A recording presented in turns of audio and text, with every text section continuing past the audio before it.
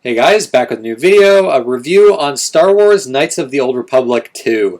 And this is a game that I never played back when it originally came out on the Xbox, and I think actually it might have came out on the PC at the same time. But an update for the PC version of this game came out actually not too long ago now that added controller support, widescreen support, and I think it upped, like you can have like 5K resolution on it.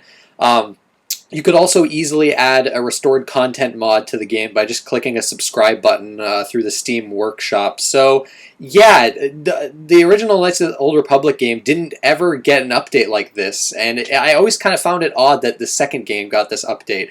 But I figured that was as good a time as any to jump into this game because Knights of the Old Republic is one of my favorite games of all time, actually. It's definitely my favorite Star Wars game. I think it's actually my favorite thing related to Star Wars, actually. And that's coming from someone that's not a huge fan of the series. I enjoy the movies, at least the episodes 4, 5, and 6, but I'm not like a diehard Star Wars fan or anything like that. But I thought that was just a really awesome RPG. At the time, it was pretty interesting too with the alignment system. I really liked that at the time, but for some strange reason, I never played the sequel. It's not developed by BioWare. Obsidian developed this, and they're known for their RPGs.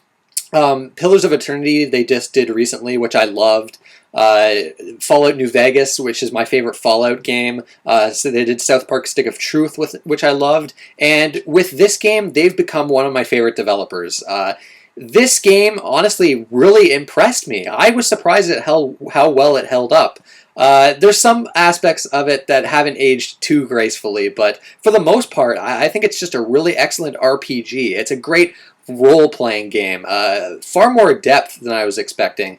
But really, it's the story, characters, and writing that really impressed me. And Obsidian is known for their writing. Like, their games are always exceptionally written, and it's the exact same case with this game as well.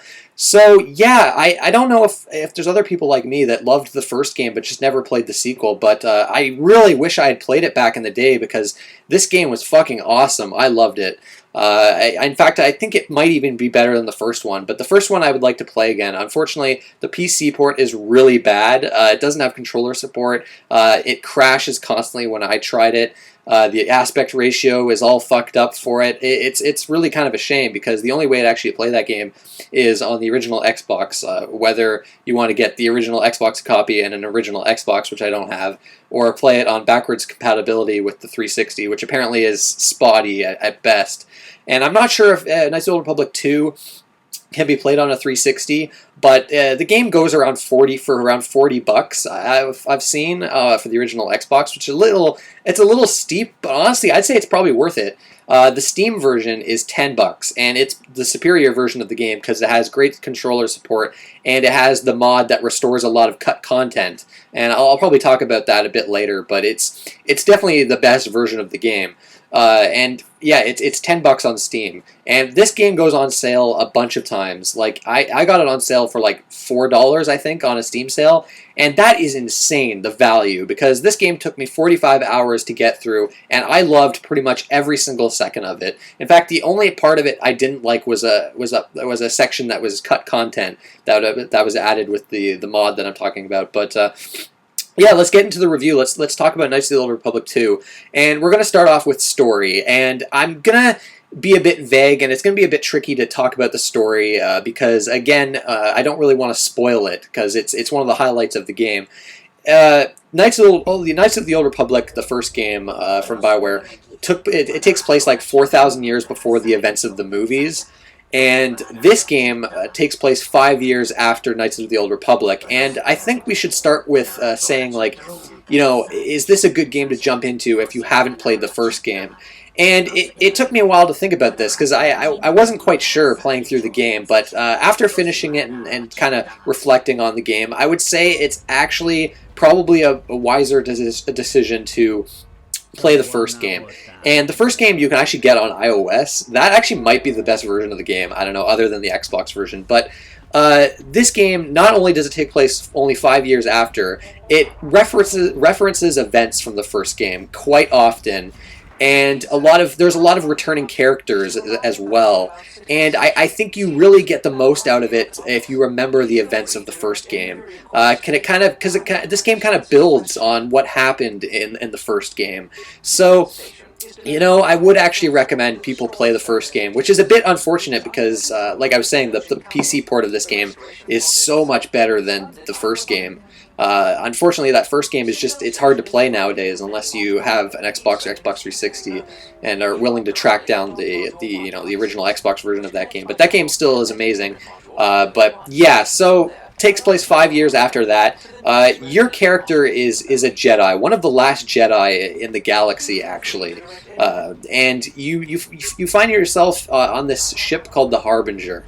You kind of awake on this ship. You're like kind of paralyzed by like an assassin droid as a part of the bounty, because a bounty is on like on Jedi's heads, like this crime syndicate group called the Exchange wants to take out the last remaining Jedi because they're worth a lot of money. The bounties are quite huge on the last remaining Jedi, and you eventually meet a character named Kreia, and you try to kind of escape from the Harbinger, and that will bring you to this Pegasus or Peragus mining facility, and that's kind of the first location of the game. It's kind of like this massive tutorial section. Before you know it, though, through some events that I don't really want to spoil, you got to basically find you got to find a bunch of Jedis that exiled you. Your character is constantly referred to as the Exile in this game, and I don't really want to spoil the reasons for why you were exiled from the Jedi Order. You were part of this Jedi Order, but you're trying to track down these Jedi that exiled you across the galaxy, and you'll go to many different planets. And there's a general story where you have to kind of take down the Sith. Obviously, the Sith are the kind of the main enemy force in this game. And like with Knights of the Old Republic 1, you have dark side and good side, and through the choices you make throughout the game, you can, you have either like a neutral character, a dark side character, or a good side character. And I went with a dark side character this time, which is not something I usually do now, because back when the first game came out, I went with the dark side path immediately. Back then, I was younger. I was only like 13 years old when the original game came out, and I was really attracted to the dark side. I thought that was fun. I thought it was fun to be an asshole, because as a teenager, that's kind of what a lot of people are like. But as I've grown older, and when Mass Effect came out, for instance, I started to lean towards the good path. And usually when there's games where you can make choices and you can kind of role play with your character and either be an asshole or be a good guy, I like to be the good guy nowadays. And my Commander Shepard in the Mass Effect games, while I started off on the dark side, I quickly went towards like the Paragon side, and that was my Commander Shepard throughout the 3 games. But with this game, I decided to do something a little different, and go back to my past, go back to when I was a teenager, and go with a dark side character, and it was interesting. It was hilarious too. This game made me laugh out loud on various occasions because you can be a fucking asshole in this game. Like, my God, it's crazy the ruthless shit you can do in this game. I don't really want to actually spoil any examples because it's a nice surprise when you see these examples. And obviously the story actually changes in some pretty significant ways depending on if you go with the good side or the bad side. I've looked online to see a lot of the differences, and I was actually surprised how different the paths tend to be as far as story and dialogue go. But with BioWare's game, the original Knights of the Old Republic, I found like the dark side and the good side were very black and white. There wasn't a whole lot of gray area between the two, and I think this game is a bigger success because it's a gray game. There's a lot of morally ambiguous decisions you have to make, and it's not so black and white, basically, with this game. And and it's kind of interesting in the way that your choices affect your companions, because you get a bunch of different party members throughout the adventure, and depending on your actions, they can kind of go to the dark side with you and kind of change alongside you. And there's some interesting story reasons for that as well. The main plot is actually, it sounds simple from what I've said, but it's actually quite complex. mostly due to the characters, which are very, like, the characters in this game are extremely nuanced, and, like, there's a lot to them, and a lot of them are fascinating. And I don't really want to spoil the characters that you'll meet, but very interesting. You can always talk to them. The like new dialogue trees will open up if you talk to them constantly, and your companions will interact with each other sometimes when you go and go back to your ship, which is really cool. And depending on these good and evil choices that you make, and it's not as simple as that. It's not, a lot of these choices aren't. It's not like a simple bad evil choice or like a really good choice. It's very morally gray. A lot of interesting choices you'll have to make in this game, and a lot of the quests, the side quests, play out differently depending on these choices you make. And the writing in this game is phenomenal, like really, really good, like really exceptional writing in this game. And the characters, like I said before, I really wanted to get to know each of these characters. I loved all their different character motivations and getting to know them as people. I think the cast of characters here is actually much stronger than the cast of characters in Knights of the Old Republic, and it even fleshes out characters from that game more than even the original did. There's a character, Darth Revan, in the first game. I'm not going to say too much on Darth Revan, but this game fleshes out that character in ways that I was not expecting. And again, it's weird because the Star Wars universe, like the movies themselves, aren't the most complex movies out there. The characters aren't the most complex characters out there, but you've got this universe that you can do so much with, and this game does a lot with this universe. It goes to some really interesting places. The planets you visit are really interesting. There's all these interesting little small stories that you'll come across, and characters like NPCs are very interesting as well. I was just, I don't know, continually impressed with the writing, the characters, and where the story ended up. The only thing I'll say about the story is that the ending is a little weak, and a big part of that is the fact that this game was rushed in development. Apparently Obsidian was rushed to get this out very quickly, and there was a lot of cut content, and a lot of dialogue had to be cut, a lot of sections from the game had to be cut, and a lot of that was added in with the restored content mod, which is definitely recommended if you want to play this game. But unfortunately, the ending is really rushed. It's abrupt, and it's not totally satisfying. It's not terrible. I don't think the ending is awful, but it's definitely the weakest point of the actual story. But all in all, though, I was really impressed. Kreia, in particular, one of the first characters you meet in the game, one of the most complex characters I've seen in a video game. Really, really top-notch stuff. But again, a lot of it's hard to talk about. I don't want to spoil a lot of it. But it's easily like the most interesting story I've seen from the Star Wars universe, and it has some of the most interesting characters for sure. And it's really neat the kind of stuff they do with the story as far as this universe goes. So yeah, really, really, really good story.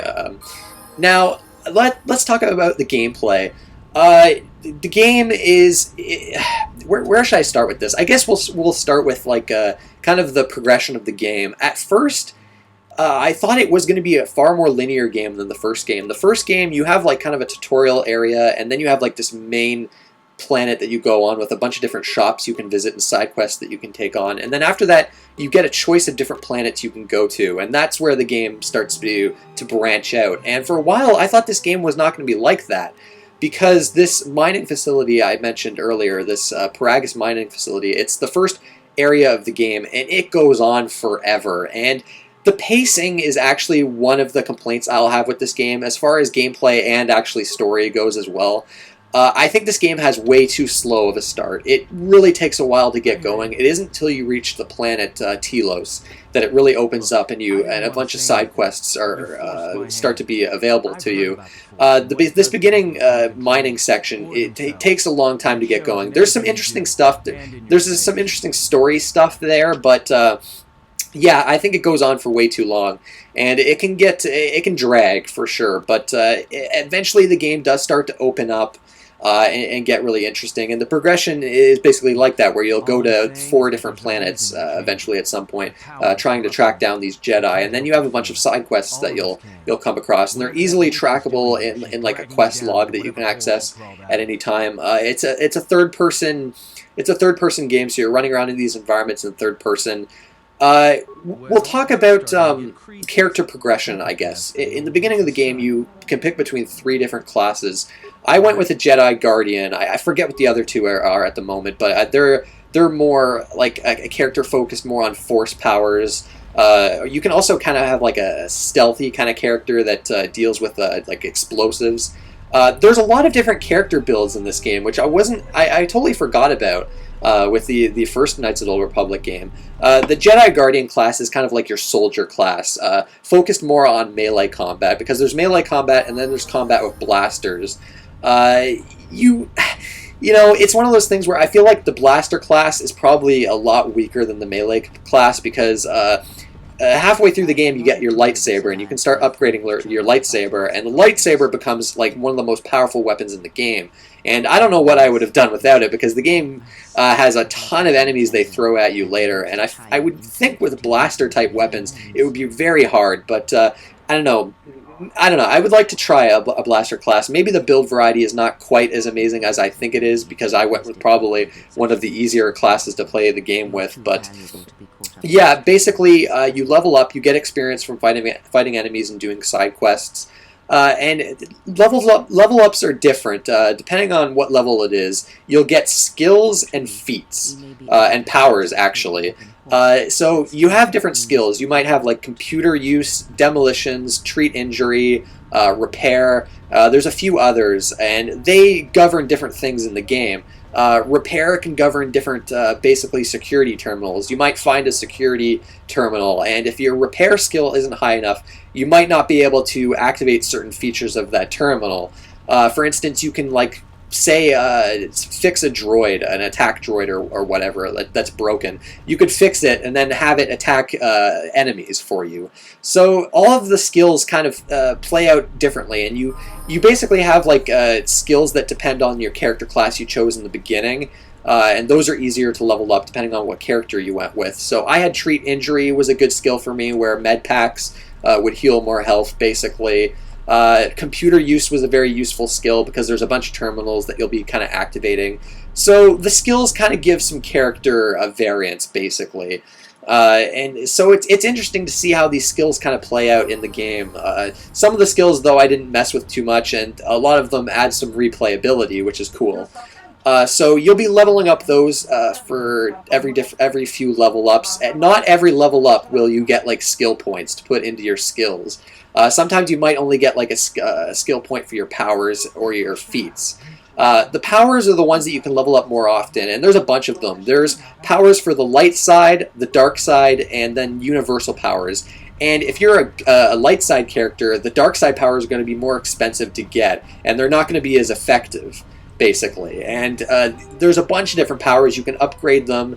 They basically have their own different skill trees. And yeah, you can level up your party characters as well. You can manually level them up or auto-level them up and choose what abilities and skills and feats they get. And you can switch between the different characters too. You're not just using your character. Some of the powers are really overpowered. One of the powers, the Force Storm ability, which is the most upgraded form of like the Force Wave ability. You basically do like this Force Storm attack that attacks a bunch of enemies at once. And this attack is deadly. Like, it just destroys everything later in the game with like your Jedi characters that you have with you. Really powerful stuff. But there's some really powerful abilities that you can get. There's also some like shield abilities you can get. There's some like passive powers that you can get, but there's a lot of different powers, and it's really fun to kind of experiment with them and see what kind of powers you want. A lot of them are restricted by your armor. You'll have to wear robes if you want to use like the really powerful abilities, like the Force Storm ability that I was talking about. So if you're like a character like me, I was a soldier wearing heavy armor, you're kind of restricted to what skills you can use. Obviously, the trade-off there is that you have higher defense, and you're not going to take as much damage. So I think that's where a lot of those two other classes came into play. One of them, from what I remember, is focused more on the powers, but you would have to wear robes, and so you'd be fragile. So it kind of evens out in that way. But yeah, the powers are really fun to experiment. You get a lot of them by the end of the game. And the other thing that you kind of level up are feats, and most of these are kind of passive abilities basically, and you don't get these too often, but they're very powerful. You might choose to focus in lightsabers and get like the lightsaber finesse ability, or the blaster pistol or blaster rifle finesse ability. And the feats are really where the character builds come in, from what I've noticed, because you don't get a whole lot of skill points with your feats. You might get a new skill point for a feat maybe every 4 or 5 levels, so you actually have to be careful with how you progress your character, and you kind of have to kind of plan out your character ahead of time. You have to kind of know what character you're going to be playing. So the role-playing elements for this game and the character progression is really fun. I really liked it. I was always involved in it. Every level up I got was exciting, and it was fun making kind of like a balanced party. For instance, I had my soldier character, and then I liked to use like a ranged blaster character with me that was also kind of a tech specialist on the side, so they could do a lot of terminal actions. And you have to use some like repair spikes and things like that with those characters to do that kind of stuff. And then I had a Jedi on my side that could use like the Dark Force powers that were really powerful. So yeah, the RPG elements in this game are pretty in depth. Like it's a full-on RPG, which is awesome. So you also have like weapon benches that you can find, and lab benches where you can kind of create med packs, you can create items, and the upgrade system is really in depth too. Like I was saying, you can upgrade your lightsaber with different power crystals. You can change the color of it, which is really cool. The lightsaber progression system I thought was really interesting. You can have like a double-bladed lightsaber, or can you have a single lightsaber. You can get feats where you can kind of dual-wield lightsabers, which is really cool. And these terminals, you can create weapons, so some characters are going to be better at creating weapons for your party members. You can create some really powerful equipment, although you're mainly creating powerful mods to attach to your equipment. And you can attach and detach mods from all of your different weapons and armor. So that's a whole other system of the game, which is really satisfying. My lightsaber at the end of the game was really powerful because I found some really powerful mods for it. And one of my characters was really good at creating different types of equipment, and so they could create some really good items for attaching to my lightsaber. Really fun. I was really impressed with the RPG elements here. But I guess we should kind of talk about the combat, because this is something you're going to be doing a lot of in the game. You know, it's not the only type of role-playing. Like I said before, there's a lot of traps you can lay for your enemies. You can do like a demolitions type character that kind of focuses in mines and grenades, and that I didn't focus in too much. I didn't use all that stuff much, but there's a lot of mines you'll have to like disable. So you're gonna have to want to use a character that's kind of skilled in that kind of stuff, because you might fail like a skill check for that. But combat, we're gonna talk about combat. So combat's a little weird. I'm tempted to say it's probably the worst part of the game, but at the same time, I think it's actually really fun. I actually really like the combat. Some people might hate it, though. It's different. Basically, it's kind of turn-based, where you kind of queue up actions to use. You have kind of like a hot bar of different skills and then items that you can use, and you can queue up to 3 actions at once, and your characters will kind of go through these actions, and you can pause the game at any time. It's all real time, but you're not actually attacking manually.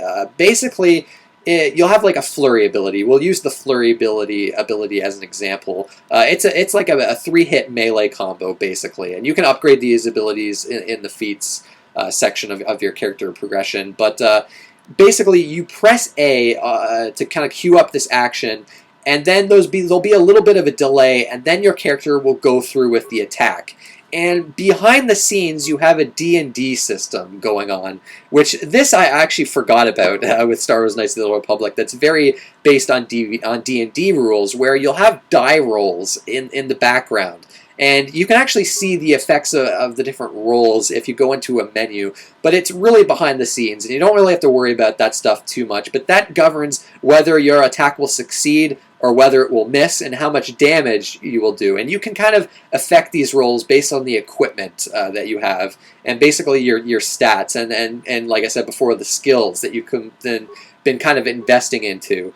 So yeah, it's a slower paced battle system. You can pause and kind of issue commands to your party members, which is very helpful at times. You can use items and shields to kind of give you an advantage in battle. You can use items to kind of increase your strength temporarily in battle. There's a bunch of different like buff abilities that you can use.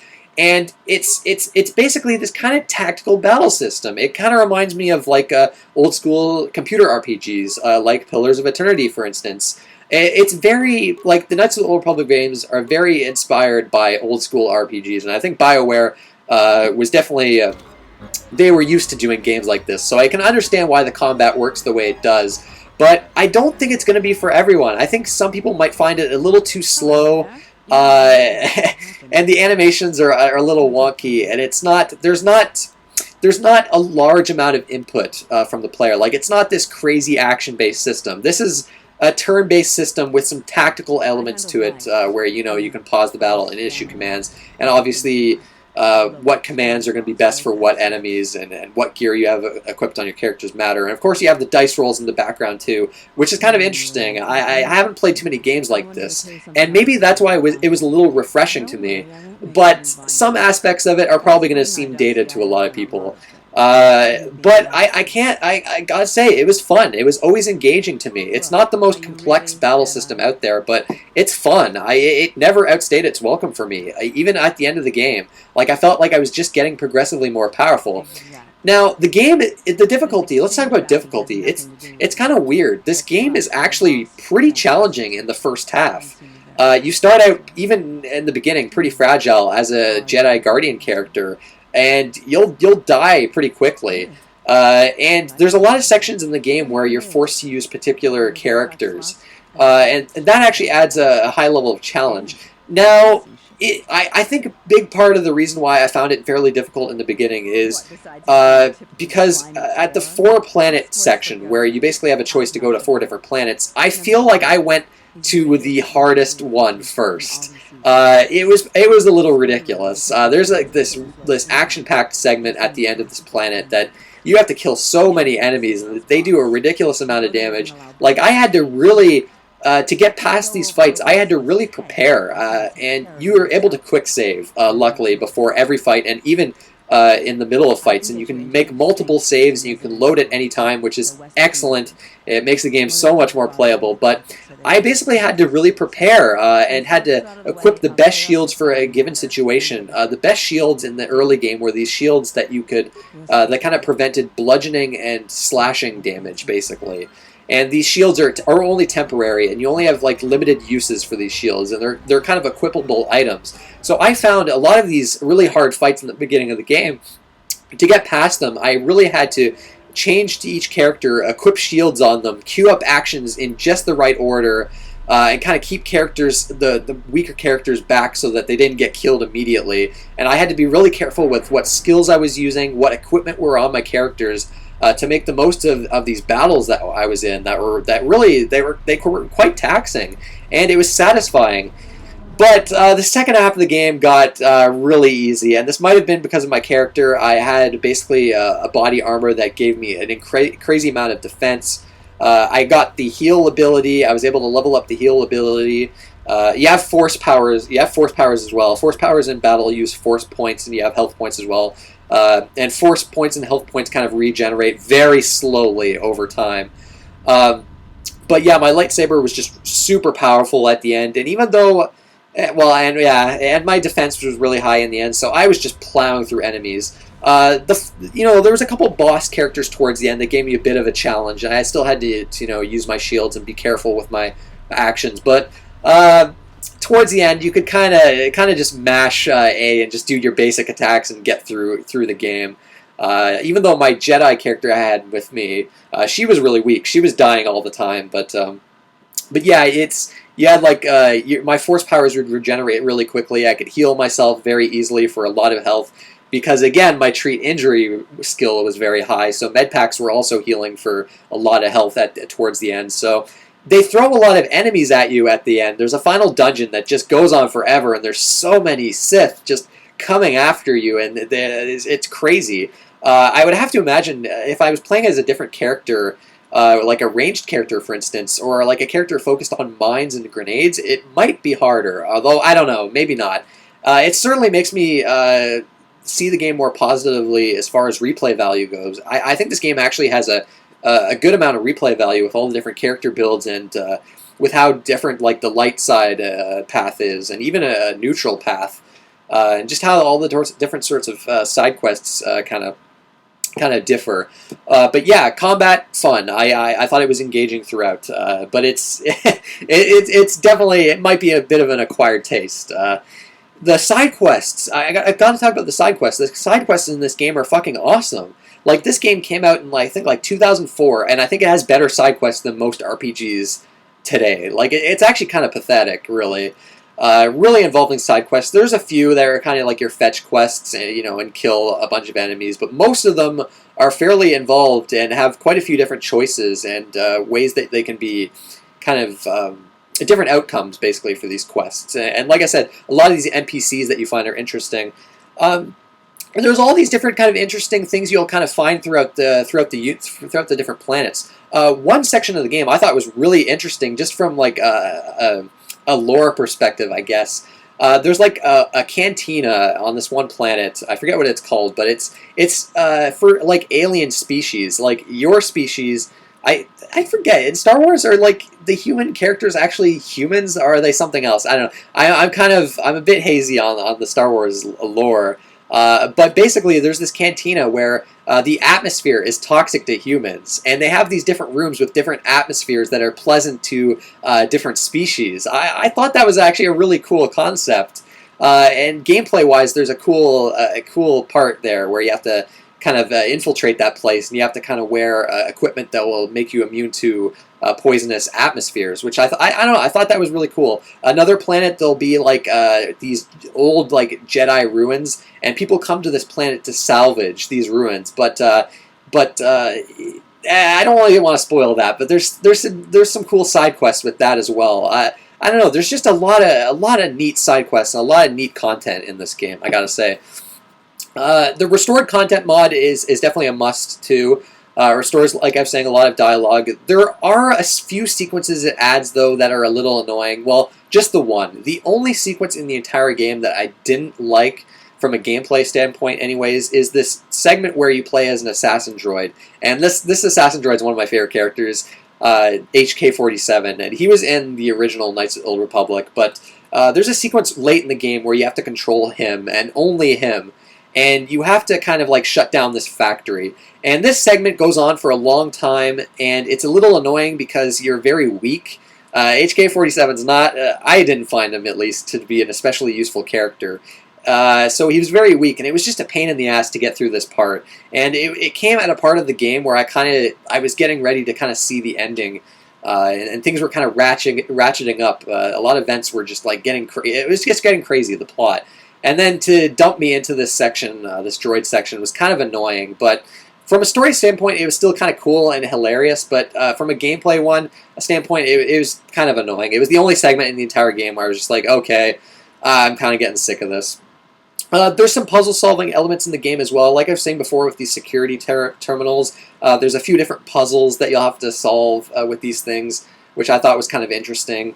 There's a lot of hacking that you kind of do. There's no actual hacking mini-games, but there's sort of puzzles that are sort of like mini-games. But depending on how good your hacking skills are, you can kind of change the outcome of certain battles. Like it's always fun when you can kind of repair a droid and kind of repair its weapons and kind of have it like go into a patrol mode and kill a bunch of enemies that are ahead of you in an area. That's always kind of a fun thing to do. You can even be a stealthy. There's like a stealth mode that I totally forgot about that you can kind of activate, so you can kind of get the advantage on enemies and kind of attack them without them kind of spotting you. My character was not a stealthy character, but you can certainly do that. The option is certainly there, and I think I would find that interesting. So, yeah, overall gameplay wise, I loved it. It's like it's a role playing game, man. I felt like I was this role playing this character. As far as like the character progression goes, and the combat was really fun too. So yeah, I'm trying to think. It's probably not else. The only thing else with gameplay I can say is there's a few mini games as well. There's like Pazak, which is like this card game. I never delved into that, but you can collect a bunch of cards from what I saw. Um, you have racing. There's swoop racing. Again, I didn't do that. I do remember doing that in the first Knights of the Old Republic. There's like some turret sequences where you have like a turret and you're shooting down other ships. There's not too many of those, and they're not great, but I don't know. They spice up the game a little. They add some variety. So yeah. Okay, visuals. Okay, if I have to get negative about Knights of the Old Republic, no, Knights of the Old Republic 2, this is where it's going to be. This is an ugly game. I'll just say it. It's not a looker by any means. But it's an earlier 3D game. It's earlier-ish 3D game. This is back on Xbox. The art direction is nice. I like a lot of the planets that you visit. There's some nice open areas. A lot of like the architecture is quite interesting. Obviously, it's very Star Wars, but I've always thought Star Wars as a series in general has had nice art direction, and it's the same here. The art direction overall is quite good. The characters look like, oh man, like they are ugly. Like the faces are just like, some of them are just disgusting. Like, it's just like, ugh. Like, some of the alien characters that you'll find are just like, ugh. Like, just ugly. The animations are terrible, really fidgety. It just, everything looks unnatural. When you're talking to characters will kind of like run in and out of frame. The pathfinding is all fucked up sometimes. You have a bunch of graphical bugs that I saw, which is a bit unfortunate. Yeah, the game doesn't look great. It wasn't a deal breaker though to me. Obviously, it's all in HD. Obviously, widescreen with this new PC port. It looks even worse on the original Xbox from what I've seen. So yeah, go in expecting an older 3D game. And Knights of the Old Republic already wasn't a great looking game to begin with, and for a sequel, it doesn't look better. In fact, it might even look worse, surprisingly enough, because I saw gameplay of the first game, and I don't know, man. It's debatable. I guess I'll talk about bugs here too. Obsidian is known for their bugs. A lot of their games tend to be quite buggy. To me, I've been actually quite lucky. Fallout New Vegas was notorious for bugs, but I didn't have any. That game ran perfect for me, and I got that on launch days. So I don't know. I guess I've been lucky. South Park had no bugs. Pillars of Eternity was great. But this one did, actually. There were a few annoying bugs I ran into. Like I was saying, the graphical glitches, some audio glitches. It crashed once. Luckily, it crashed only once. And good thing you can quick save constantly. You can save anywhere. That was really handy. I really appreciated that. But the big bug that really annoyed me, sometimes, basically, dialogue would just automatically start getting skipped. Because when you talk to characters, the character will just be standing there, and you get to see them, and then you can kind of pick your dialogue options. And sometimes their dialogue would just skip to the last possible line. Then you'd get to choose like a dialogue option. You'd choose something, and they would just skip past a bunch of dialogue again. And this happened probably 10 or more times. And the only way I could fix it is to save my game and reload my save. In fact, actually, no, I had to like quit out of the game and then go back in the game and reload my save, and then that would fix it. Really unfortunate. It was actually really irritating when that happened, and it would always happen at the worst times when I was really getting into the dialogue and the character interactions. So yeah, kind of a buggy game still. From what I remember, it was buggy on release on the original Xbox too. So yeah, and an ugly game to boot as well. But audio. Audio is great, though. Audio is fantastic. Soundtrack is very John Williams-esque. Obviously, a lot of famous Star Wars songs are in this game, and the original music that is here fits the game quite well. It's something you'd hear in in a Star Wars movie. It doesn't feel like this. The soundtrack doesn't feel like a cheap John Williams knockoff soundtrack. Like it's quite good. Um, I haven't been like this. I haven't loved John Williams soundtracks for the Star Wars movies. Like I'm not like crazy about them like a lot of people are, but I enjoy them. I think they're good, and they certainly fit like the universe for sure. And the soundtrack here fits the game. Voice acting phenomenal. Like I was actually impressed again with how good the voice acting is in this game for how old it is. Like I know, like the battle system, yeah, okay, it might be dated in some aspects, but like the writing, voice acting, characters, story, like all of that, like has really held up quite well, I think, for how old this game is. But yeah, the voice acting is just stellar across the board. Like I don't know what else more I can say. It's spectacular. I nothing to complain about with voice acting. And yeah, nice, of course, nice sound effects too. You got those classic lightsaber sounds, and it was Star Wars like bullet blaster sounds, I guess. So yeah, the audio experience is quite good, other than a few audio bugs where like audio would cut out sometimes, but that didn't happen too much. But yeah, I 40 minutes. I've talked 40 minutes about this game, but I don't know. I really love this game. I thought it was fantastic. Like I was kind of surprised. I know I liked the first game a lot, but I was a bit worried that it wouldn't held up so well. But I'd even go as far to say it's better than the first. It doesn't have as mind-blowing of a twist as the original does. The original has this really great plot twist, but it was good at the time. I don't know if it would hold up well. It would seem like something that would be painfully predictable nowadays. But at the time, it was definitely caught a lot of people off guard. But I don't know if it would be that great of a twist nowadays. But this game is just more nuanced, I find. Like, the dialogue's just better written. The characters are more interesting, more complex. The themes are more complex as well. Like I was saying before, it's more gray. It's nowhere near as black and white as the original Knights of the Old Republic. So, yeah, fantastic game. If you have any interest in Star Wars, play it. Because honestly, I would recommend it to people like me that aren't even that crazy about Star Wars. If you hate Star Wars, like if you just absolutely hate the series, even the original trilogy, maybe, but I don't know. It's a solid RPG, anyways. I don't know. It's it's the best Star Wars game I've played. That's for damn sure. Probably one of the best Western RPGs I've played. Yeah, just top notch stuff. It's not perfect. It's got its flaws. It's got some things that bug me, but overall, I think it was just a really fantastic experience. It just I don't know. It was I just really enjoyed it. But yeah, that's it, guys. Have you played Knights of the Old Republic 2? If so, what did you think of it? Definitely try to get the PC version, even for full price for $10. It's a steal, man. It's certainly worth your time. And hopefully, a lot of companies do these really great PC updates in the future too. Because there was a huge surprise when this update came for this game. Because it made me get off my ass and finally get to play it. I'm so glad I did. But yeah, that's it, guys. Thank you for watching, and I will see you next time.